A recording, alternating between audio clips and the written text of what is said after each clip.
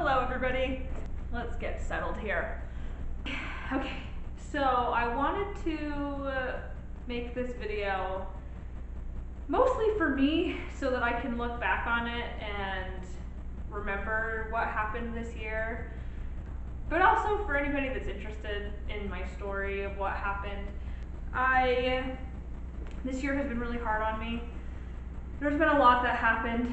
So back in February, I woke up in a lot of pain. I decided that I would still go to work. I don't know why. Don't ask me why I decided to still go to work. But I heated up a heating pad and I drove to work, and I got to school, and for those of you that don't know, I'm a teacher. I teach high school, and I teach high school sign language. Rough in the pillow. I got to school and was in so much pain. I was laying down on the floor with the heating pad, and a student walked in and was like, "Oh my gosh, Miss Maddie, are you okay?" And I said, "I don't know. I don't think so." And so she said, "You know, maybe you should go to the emergency room because they can help you, and you look like you're in a lot of pain." And I was in a lot of pain. And so school just started, but I didn't have any classes that period. It was a prep period for me. And so I called my mom, just like you do when you're sick. "Mom, come and help me." And so she was going to work, actually. Instead of going to work, she came out to me, to my school, and came and picked me up, just like your mommies do when you're sick at school. And she drove me to the emergency room. So we get to the emergency room and they give me painkiller and they say, "Okay, we're going to put you in a CT machine and we're going to scan you and see if we see anything where your pain is." And so they took me back to CT, and I remember when they brought me back into my room, I thought to myself, I hope they find something because there is something seriously wrong. Like, I do not feel good. And so they came back into the room and they said, "We found 3 things. You have a kidney stone hanging out in there." Okay, great. You have a backed up colon. Awesome. And we found something on your pancreas. And I was shocked. I was like, okay. But the ER doctor said, "I'm not going to say anything more. Just go and get it looked at. It's probably nothing, but we don't know. You just need to go get it looked at." When we went to go and see my primary doctor, he said, "Okay, so they found this lesion on your pancreas. It's probably just a cyst. You're so young. It's probably not cancer. Like, you have nothing to worry about. We're just going to do an MRI just to be certain, but I wouldn't worry about it. I think you're fine." And so I went home feeling pretty good, like, okay, it's just a cyst, I have nothing to worry about. So it gets to the day where we're going to do the MRI, and I remember going to the hospital. This is now like March-ish that we're doing this MRI, and I get into the machine. I've never done an MRI before.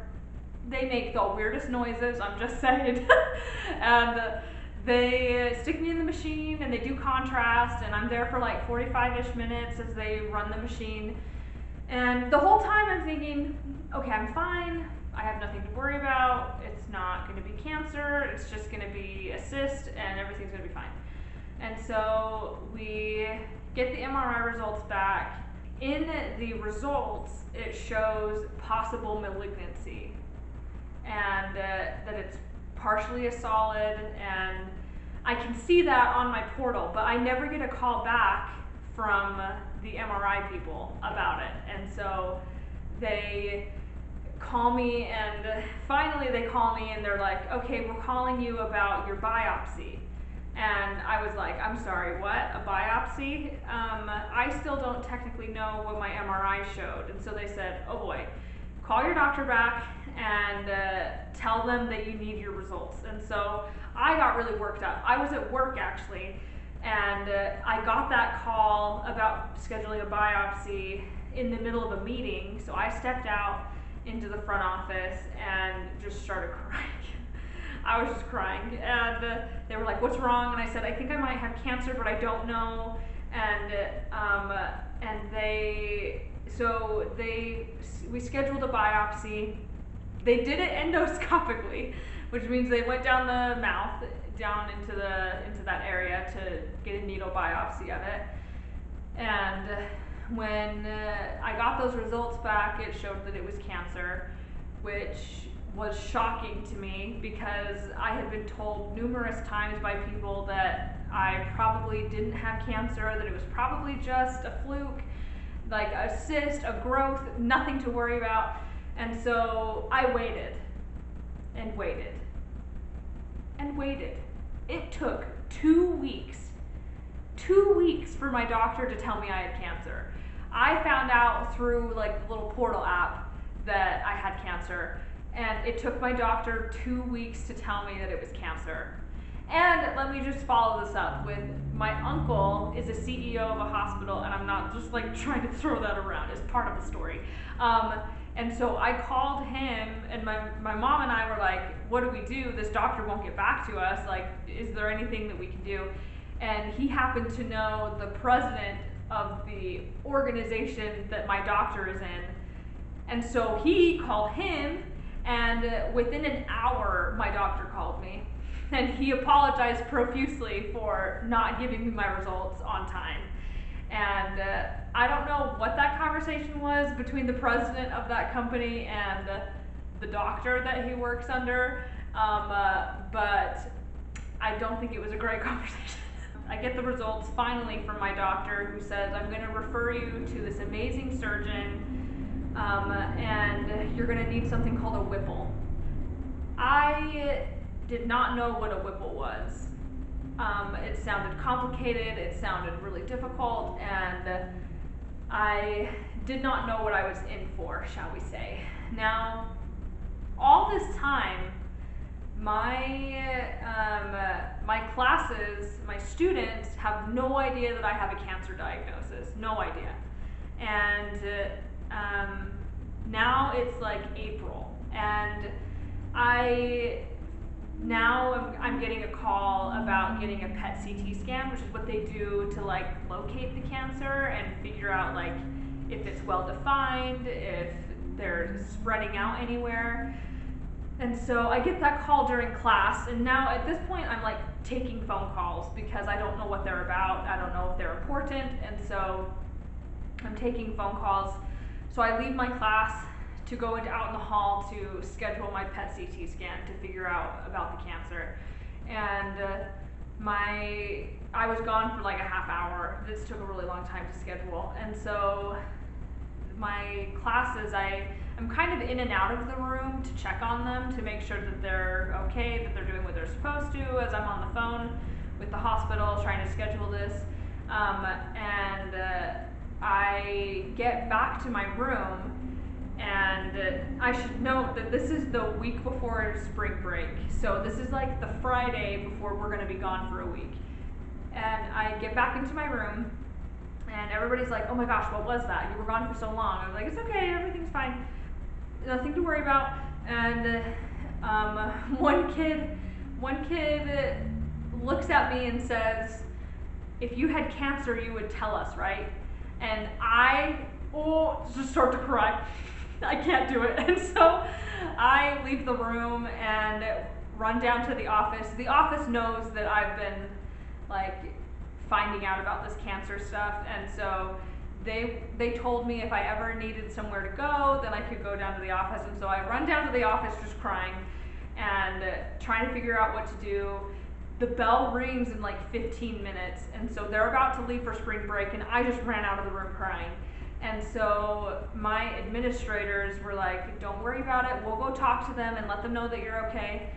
And so I decide, I call my dad, who tells me, I think that you should tell them that you have cancer, because they're gonna wonder all of spring break what happened to you.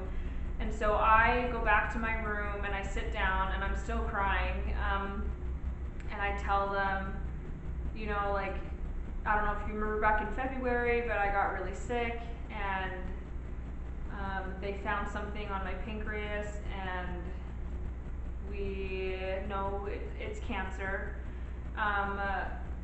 But I'm going to be okay.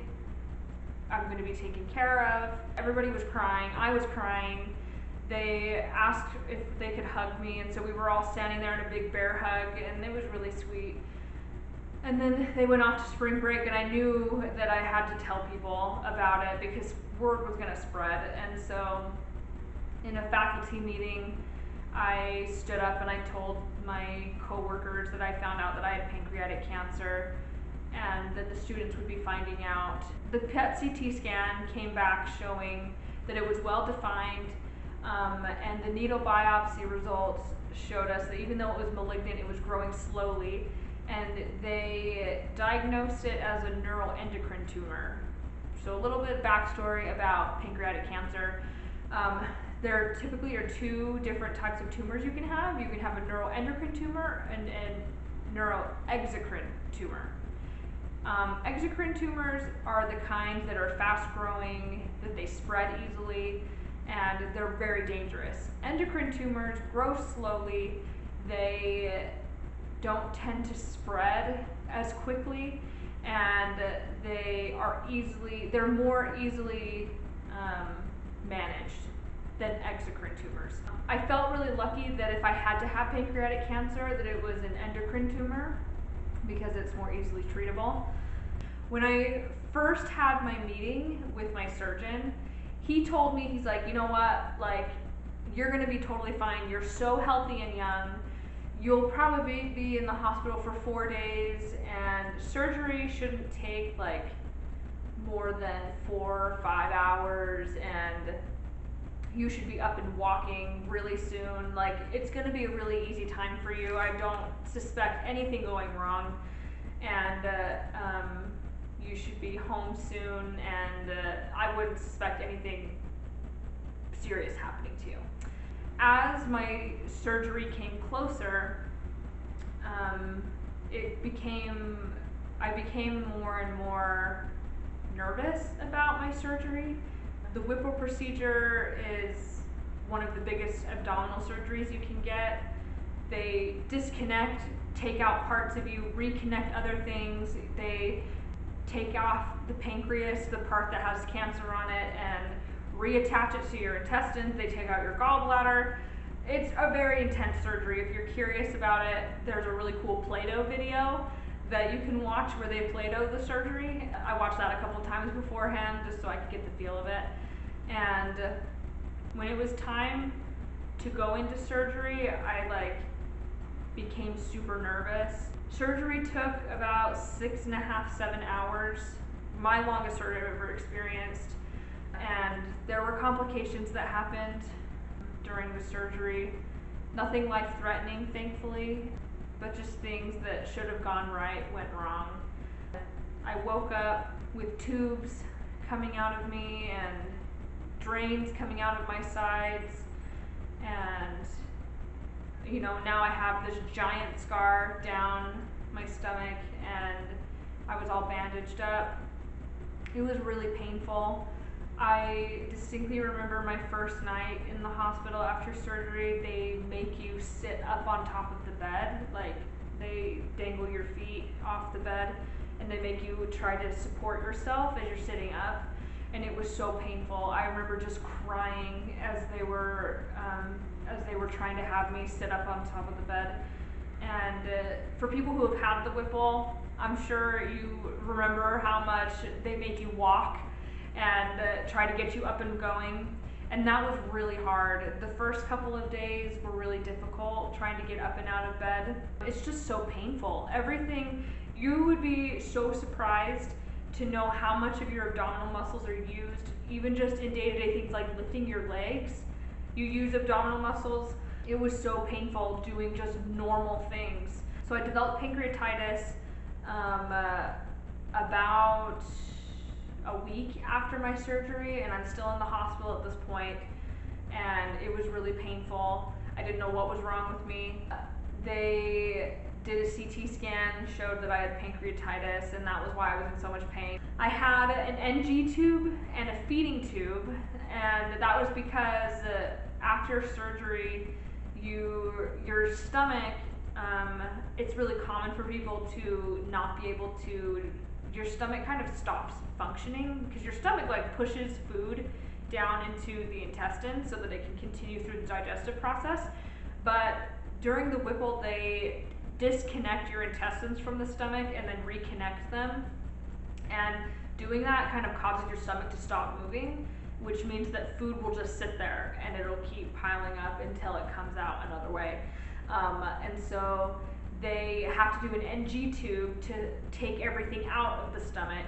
So I'm not able to drink anything, I can't eat anything, nothing. Like nothing can go in my stomach. And so they call it NPO. I was NPO for the entire time I was in the hospital, which ended up being 22 days. That was so long. I remember sitting there thinking, I'm never gonna get out of here. This is it for me. Like, I'm gonna live in the hospital the rest of my life. And it was horrible. I went home and I was still NPO. They had taken the NG tube out though, and so things were kind of moving, but not moving fast enough because I would get really sick if I tried to eat something. It took until probably July. This surgery happened in May, and it took until probably July before I was able to drink anything besides water. Like even apple juice would cause my stomach to have a bunch of issues, and I was in so much pain. It took until July before I was able to eat anything drink anything besides water. And it took a few more weeks of only clear liquids until I could like eat soup and until I could eat other things. And then I was on soft foods, and because I wasn't eating anything, you're probably wondering how I was able to be like get nutrients because you need food to survive. And so I actually had a central line in my arm that they placed when I was in the hospital, and I was on TPN. TPN is just a like nutrient supplement, like it is a replacement for food, and it goes straight into your bloodstream. That's how I was being fed for the longest time, and I finally got off TPN when it was July. But you have to remember too that July is kind of when teachers start to think about the school year. Some teachers, I should say. I'm one of the teachers that thinks about the school year like starting in like middle of July. And it was middle of July when I was still on TPN and barely coming out of TPN and barely getting my central line taken out. And I was like, I don't know how I'm gonna go back to teaching. Like there's no way I can go back to teaching. I finally started eating food, and it was a really slow process of like chicken noodle soup and then trying some soft noodles. And even now it's December and I still can't eat like raw vegetables. I can't eat a lot of fiber. It like causes a lot of discomfort. But anyways, and so we get to August, so I move back home, move out of my parents' house after multiple months of living there, and get back to my house, and I start preparing for school, and things are going okay. I'm still like in pain, and I'm still like really exhausted all the time and don't have great stamina. And we get to school starting, and it's back to school night, and I'm telling all the parents and students, like, just so you know, I had major surgery. I don't know if I will be, like, how this is gonna work out with me coming back to school. I may need substitutes. I don't know what this is gonna look like.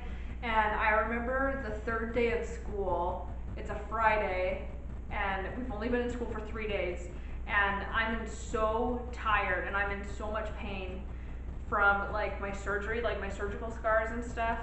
I'm like walking down to the office to talk to them about like maybe I need to go part-time, I don't know what to do here, and a teacher sees me and brings me a wheelchair, and I get wheeled down to the office, and I'm just in tears, and we talk to them about like what to do, how we're gonna solve this problem, and we decided that we would just try to take it one day at a time. So the next week happens. I start to get symptoms. So I call my surgeon's office and they tell me to go and get blood work done so that we can see if something's going on. And so we go and get blood work done, and that night I can see on my portal, man, there's just a real good theme here with looking at results on the portal. I can see that my numbers are like skyrocketed. Not great, not in good ranges. And so I was expecting them to call me that night, but they didn't. And so the next morning I'm teaching class and my phone goes off and I answer it and it's my surgeon's office and they said, go to the hospital immediately. You need to get a scan done, something's wrong. And so I call my office, my administration, and I tell them my doctor needs me to go to the hospital right now because someone watched my classes. And so I leave them to go to the hospital, and I had to drive like 45 minutes away because that was the closest hospital that could scan me as soon as possible.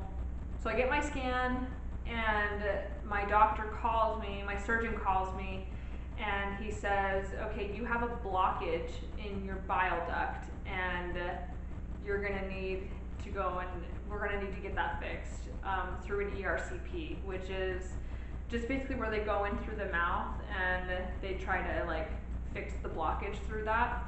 So I go like 2 days later to that, and I warn my classes, I tell them, I'm gonna be back, I just need a little procedure done and I'll be back in like 2 days. And so I go and get the procedure done and they can't fix it. They couldn't get to it because of the way that the Whipple changed everything inside of me. They couldn't get to the blockage. And so we ended up having to go back again. And so that happened on a Friday. They scheduled me again for Monday. And on Monday, they bring me in and they say, we're gonna have to do a more invasive procedure. You might wake up with a drain coming out of you, and we're gonna try to unblock it. And so they go in, and I wake up, and there's a drain coming out of me, and I was like, what happened? And apparently they still couldn't get through the blockage, but there was so much bile like being backed up behind it that it was affecting everything else. And so they had to place a drain coming through behind to drain out all of that stuff that was coming out. The drain was super painful, having that like tubing and stuff coming out of you.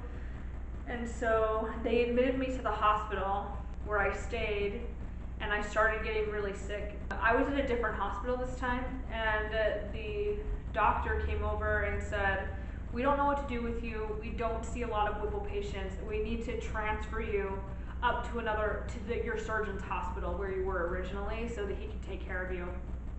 We decided to ambulance me between the hospitals. They get me to my surgeon's hospital, and they said, we're gonna try it again, and if we can't get through, then we'll see what to do next. And so we get in there. I start to shake uncontrollably, like shaking. And my vitals are going all over the place, and they realized that I was going into, that I had sepsis. I was getting an infection, and so they gave me some drugs, and they went back in to try to fix it. They couldn't fix it. They said, we're gonna send you home, and now that you're stable, we're gonna send you home, and we're gonna have you do it one more time. So 4 times. We're gonna do it one more time. If we can't fix it, we're gonna have to open you back up surgically and try to fix it. And so we go back in to the hospital a few days later, and they try it again, and they can't fix it. The doctor that did it a 4th time said that they went in with like needles and were trying to prick the obstruction and like shoot dye in there to see if they were successful, and they were shooting so much dye and that wasn't going through that they were worried they were going to burst my bile duct. And so they decided to stop that, and they were going to bring me in for surgery. Surgery was scheduled for September 11th. Saturday or Friday, I'm at my home, and I start shaking uncontrollably again.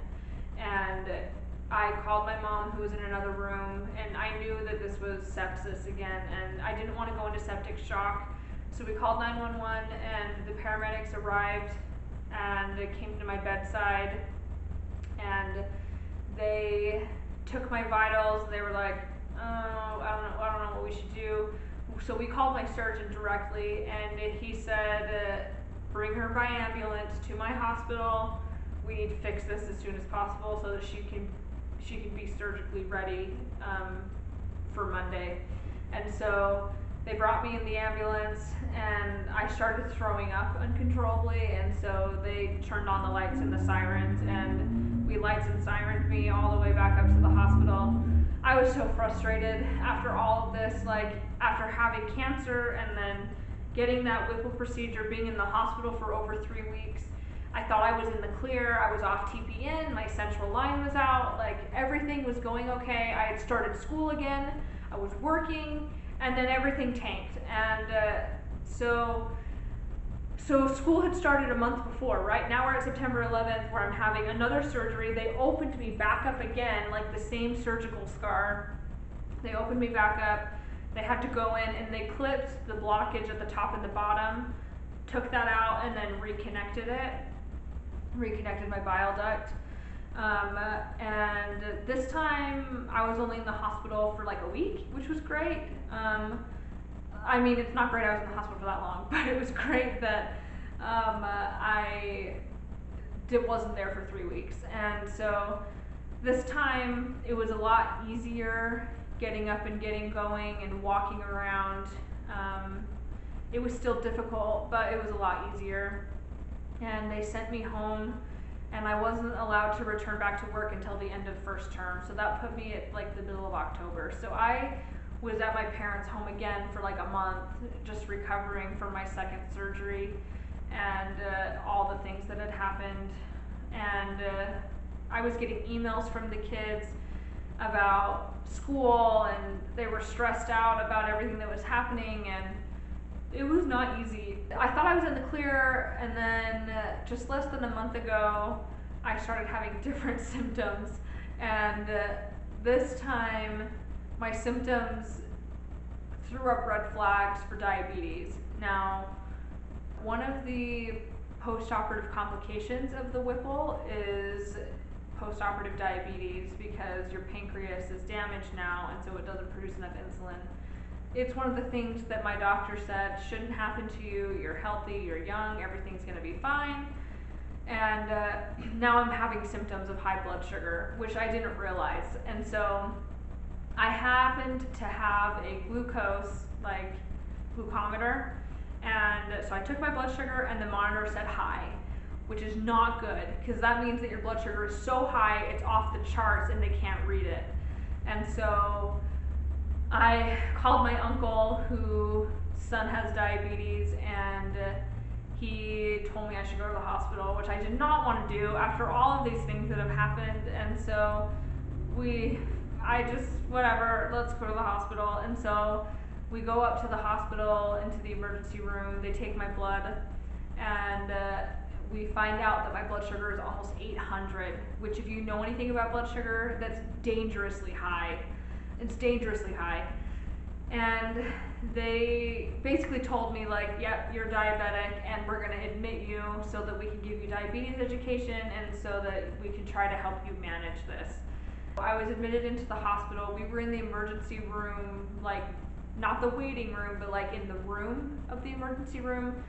For 15 hours we sat there waiting for a room up on a floor to open up, and that was miserable. But we finally got up to a room, and we spent a day getting education about diabetes, and I just sat there like, what is my life? Like, this January of this year, I was completely fine. I mean, granted, I had cancer in me that I didn't know about, but like, I was fine. And now, at the end of this year, I'm a cancer survivor. I have survived 2 major surgeries and multiple other procedures, and I now am diabetic for the rest of my life. Like, are you joking? And all of this because of cancer. Like, I'm really, really lucky that I didn't need chemo, I didn't need radiation. I mean, I have been losing my hair, but apparently that's normal. A, if you're diabetic and you have high blood sugar, and B, because of all the procedures that I've gone through, it's just natural for your hair to thin and stop growing very well. And so, just from all the stress that your body is put under, I lost over 20 pounds between January and now, from all the surgeries and not being able to eat and all the complications that have happened. This year has been so hard. Mentally taxing, emotionally taxing. I am lucky to be standing here that I can say they caught pancreatic cancer early. We caught it when it was stage 2, and it would have killed me if we hadn't found it. So I'm really lucky that I had that pain in my back in February, that I was able to go and get scanned and that they were able to find it. It's just crazy now that my life has completely changed since then. And I'm sure there's people out there who are like me, that are young, that have experienced this type of thing. I mean, I know that type 1 diabetes is something that a lot of young people get diagnosed with and end up living the rest of their lives being able to manage it. It's just frustrating that I wasn't on a track to diabetes until I got cancer, and now this is my life. If you're still watching this, thank you for watching. Again, I'm making this video mostly for me so that I can look back on this experience and remember kind of some of the things that happened. And I'm sure that there's things that I have forgotten to mention, like my friends that came to visit me at my parents' house, my administration who have been so supportive of me, my students who, when I was gone during first term, they tied purple ribbon around their backpack in honor of me. Purple is the color for pancreatic cancer. And they still have them on their backpack when I'm looking around the classroom. They still have them on there. And I don't know, just to feel that love and support is so meaningful. It's just weird to be that person that needs that support, if that makes sense. This has been a hard year.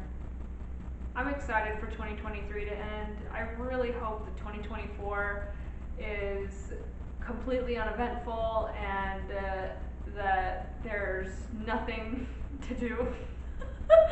That I can sit there at the end of next year and say, wow, nothing happened. Because that's what I need. I need nothing to happen next year. Thank you for your love and support, though.